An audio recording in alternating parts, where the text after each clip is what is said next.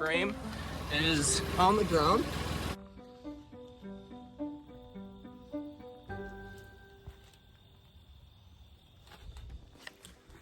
What's up, guys? I'm back for another video on the Honda.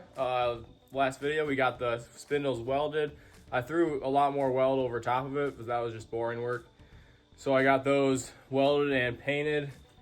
Right now I got the driver's side axle out and the new one in. Passenger side I'm having a hard time, so I might actually have to get an axle pulling tool. It's a different type of axle insert, I guess. It's like that. Instead of popping into it, it's a female. So it's the following day. I got that axle out. I had to use some clamps, get creative to get that to pull out, and I used a hammer and just hammered it out. Got the new axle in. Everything is bolted up. So right now, I'm about to roll the passenger fender. I already got the driver's side fender rolled. It's not super even, like right here, but I think I'm gonna use magazines and a hammer to get the rest of it good.